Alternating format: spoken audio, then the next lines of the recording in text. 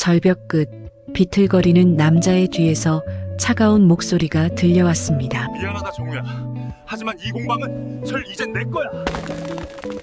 20년을 함께한 동업자, 형처럼 믿었던 사람의 손에 의해 그는 죽음의 문턱으로 떨어졌습니다. 하지만 이것은 끝이 아니었습니다. 이 모든 비극이 시작되기 전 시간을 조금 거슬러 올라가 봐야 합니다.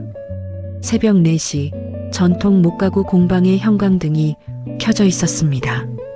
박정우는 작업대 위에 아버지가 남긴 설계도면을 보고 있었습니다.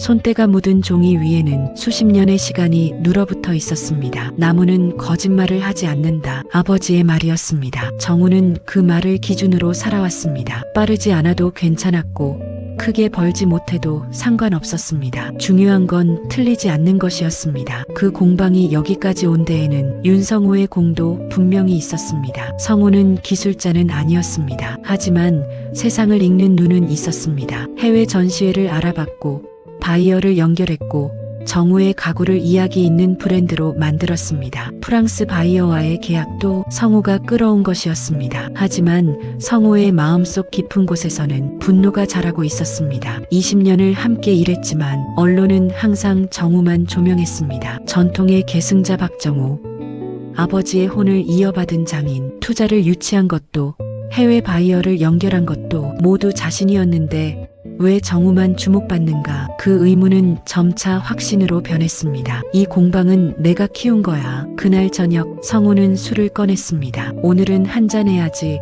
프랑스 건도 잘 성사되었고 정우는 평소 술을 마시지 않았지만 그날만큼은 잔을 들었습니다. 성우가 따라준 술잔을 받아 한 모금 넘겼습니다. 형, 여기 말고 조금 다른 데서 마시죠. 정우가 말했습니다. 성우는 이유를 묻지 않았습니다. 정우는 그저 아버지가 젊었을 때 함께 나무를 만지던 사람이 산 아래 어딘가에 살고 있다는 기억이 떠올랐을 뿐이었습니다. 그 사람은 나무보다 약초를 더 잘 알던 사람이었고 아버지가 몸을 망쳤을 때도 한동안 그 산에 다녔다는 이야기를 들은 적이 있었습니다. 이름도 얼굴도 흐릿했지만 언젠가 한 번은 가봐야 할 곳으로 마음에 남아있던 장소였습니다. 두 사람은 차를 타고 산 쪽으로 향했습니다. 산길을 오르는 동안 정우는 점점 몸이 이상해지는 걸 느꼈습니다. 손끝이 저렸고 시야가 흐려졌습니다. 형, 나 좀 이상한데. 성우는 물을 건넸습니다. 바람 좀 쐬고 와. 정우는 비틀거리며 차에서 내렸습니다. 비가 막 그친 뒤라 길은 젖어 있었습니다. 발이 제대로 땅을 딛지 못했고 균형 감각이 사라졌습니다. 그때 등 뒤에서 강한 힘이 밀려왔습니다. 정우의 몸이 공중으로 떠올랐고 절벽 아래로 떨어졌습니다. 그 무렵 정우의 동생 박정민은 형에게 전화를 걸고 있었습니다. 전화는 받지 않았습니다. 정민은 형을 누구보다 잘 알고 있었습니다. 중요한 순간일수록 형은 늘 과거 쪽으로 간다는 것도. 정민은 차를 몰아 산 쪽으로 향했습니다. 산길 중턱에 형의 차가 세워져 있었습니다. 정민은 차에서 내려 주변을 살폈습니다. 그때 절벽 아래에서 희미한 신음소리가 들렸습니다. 형, 정민은 절벽 끝으로 달려갔습니다. 아래를 내려다보던 순간 젖은 돌에 발이 미끄러졌습니다. 짧은 외침과 함께 정민 역시 아래로 굴러떨어졌습니다. 다음날 새벽 약초를 캐러 산에 오른 마을 사람들이 신고를 했고 구조대가 출동했습니다. 구조대는 절벽 아래 계곡 근처에서 중태의 남성 한 명을 발견했습니다. 신분증이 젖어 있었지만 이름은 확인됐습니다. 박정우. 하지만 그 신분증의 주인은 정민이었습니다. 정민은 형의 차 안을 살피다 급히 내리며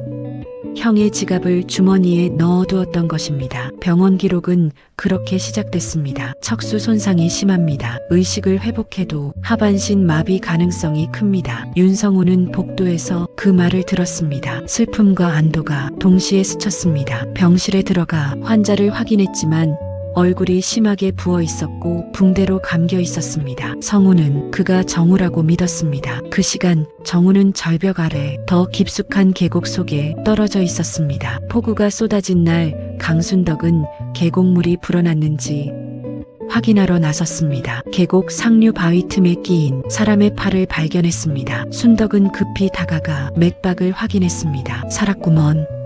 순덕은 주저없이 남자를 업었습니다. 산속 오두막까지 옮기는데 1시간이 걸렸습니다. 따뜻한 물로 몸을 닦고 상처에 약초를 발랐습니다. 이틀 후 정우가 눈을 떴습니다. 깨어났구먼.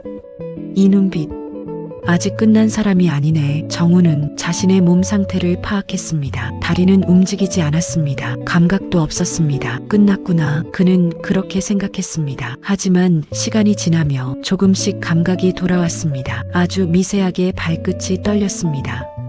순덕은 정우에게 규칙을 정했습니다. 매일 아침 6시에 일어나고 상체 근력을 키우고 약초차를 하루 3번 마셔. 조카가 곧 내려올 거야. 그 애가 전문가야. 정우는 고개를 끄덕였습니다. 그날 밤 정우는 다짐했습니다. 나를 이렇게 만든 사람 앞에 다시 서겠다.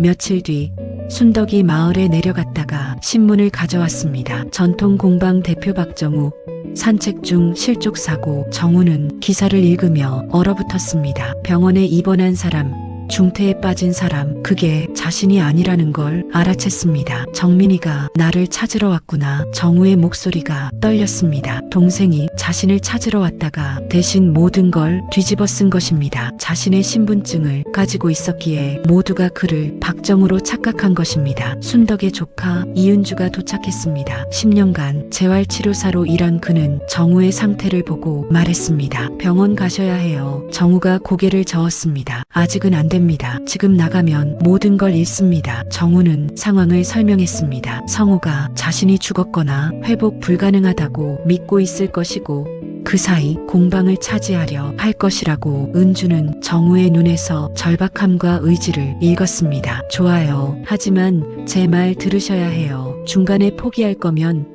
여기서 멈춰요. 그날부터 정우는 재활에 매진했습니다. 땀이 비오듯 쏟아졌고 근육이 찢어지는 듯한 고통이 밀려왔습니다. 하지만 정우는 멈추지 않았습니다. 그에게는 반드시 돌아가야 할 곳이 있었습니다. 공방은 윤성우의 손에 완전히 넘어갔습니다.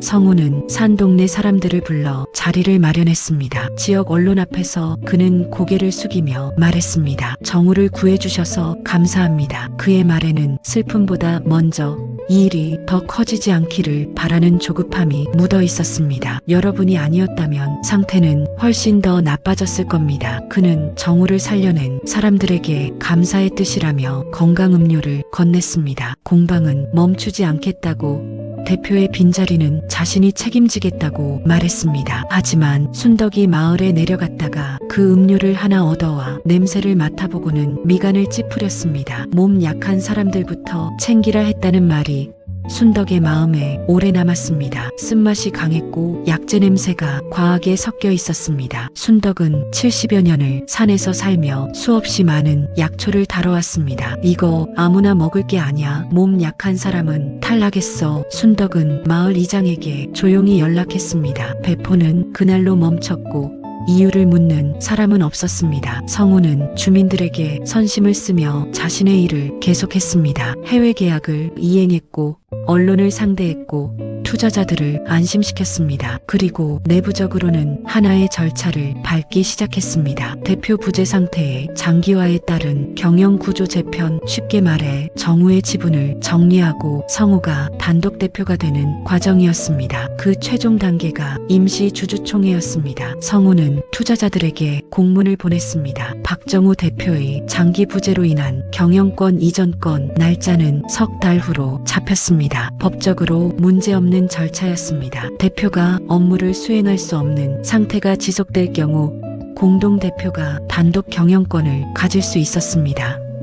정우는 신문을 통해 그 소식을 알았습니다. 주주총회, 그날이 마지막 기회구나. 정우는 은주에게 말했습니다. 그날까지 걸을 수 있어야 합니다. 은주는 고개를 끄덕였습니다. 할 수 있을 거예요. 하지만 무리하면 안 됩니다. 정우는 매일 한계까지 자신을 밀어붙였습니다. 한편 병원에서는 정민이 의식을 회복했습니다. 하지만 척추 손상이 심각해 하반신은 완전히 마비된 상태였습니다. 정민은 무언가 말하려는 듯 입술을 움직였지만 목소리는 나오지 않았습니다.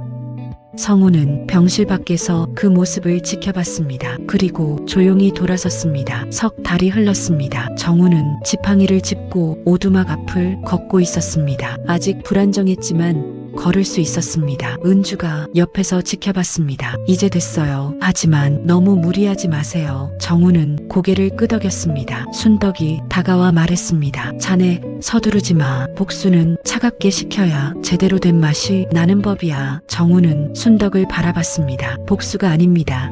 할머니, 그냥 제자리를 찾아가는 겁니다. 순덕은 빙그레 웃었습니다. 그날 이후 정우는 나서지 않았습니다. 석 달이 흘렀고 주주총회 날이 다가왔습니다. 신문에는 여전히 그의 이름이 실렸고 공방은 다른 사람 손에 의해 운영되고 있었습니다. 주주총회 당일 회의실에는 투자자 5명과 변호사가 앉아 있었습니다. 윤성호는 단정한 양복을 입고 있었습니다. 정우는 불행한 사고로 업무 복귀가 불가능합니다. 저는 그의 뜻을 이어 공방을 더욱 발전시키겠습니다. 성우는 엄숙한 표정으로 말했습니다. 서류에 서명이 오가려는 바로 그 순간 회의실 문이 천천히 열렸습니다. 휠체어를 탄 남자가 나타났습니다. 회의실이 순식간에 정적에 휩싸였습니다. 투자자들은 눈을 크게 떴고 성우는 얼굴이 하얗게 질렸습니다. 저는 박정우입니다. 공방의 공동 창업자이자 아직 지분을 가진 사람입니다. 정우는 천천히 휠체어를 밀어 테이블 앞까지 왔습니다. 여러분이 병원에 있다고 알고 계신 사람은 제가 아닙니다. 정적이 흘렀습니다.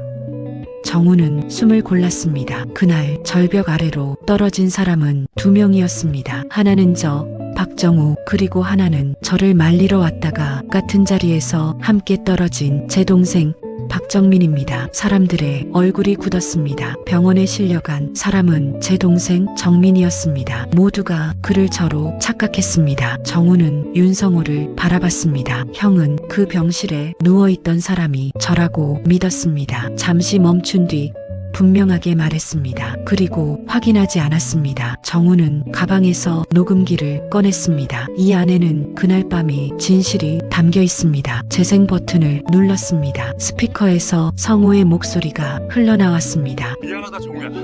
하지만 이 공방은 절 이젠 내 거야. 회의실이 술렁였습니다. 서류를 넘기던 손들이 멈췄고 누군가는 숨을 삼켰습니다. 성우는 말문이 막혔습니다. 정우는 아무 말도 하지 않았습니다. 다만 휠체어 팔걸이를 붙잡은 채 회의실을 천천히 둘러봤습니다. 그의 얼굴에는 분노도 승리감도 없었습니다. 오직 하나, 끝까지 버텨낸 사람의 표정만이 남아 있었습니다. 그는 말로 설명했다기보다 그 자리에 선 이유를 보여주고 있었습니다. 이 주주총회가 끝나면 자신의 이름으로 된 공방은 사라질 수도 있었다는 사실을, 그리고 그것이 그가 여기까지 온 이유였습니다. 6개월이 흘렀습니다. 정우는 공방 안을 걷고 있었습니다. 윤성호는 상해와 업무상 배임 혐의로 기소됐습니다. 회사는 흔들렸지만 공방은 넘어가지 않았다. 하지만 정우는 예전처럼 화려한 확장을 서두르지 않았습니다. 대신 순덕과 은주를 공방으로 초대해 작은 쉼터를 만들었습니다. 재활이 필요한 사람들이 찾아올 수 있는 공간이었습니다. 그리고 정민을 위한 방도 마련했습니다. 휠체어로 이동할 수 있게 문턱을 없애고 작업대 높이를 조절했습니다. 형, 나도 뭔가 할 수 있을까? 정민이 휠체어에 앉아 물었습니다. 정우는 미소 지으며 말했습니다. 당연하지. 손은 멀쩡하잖아. 나무는 다리로 깎는 게 아니라 손으로 깎는 거야. 정민의 눈에 빛이 돌았습니다. 할머니와 은주 씨 덕분에 제가 여기 있습니다. 정우가 진심으로 말했습니다. 순덕은 손사래를 쳤습니다. 자네가 버텨낸 거지. 우리가 한 건 그저 옆에 있었을 뿐이야.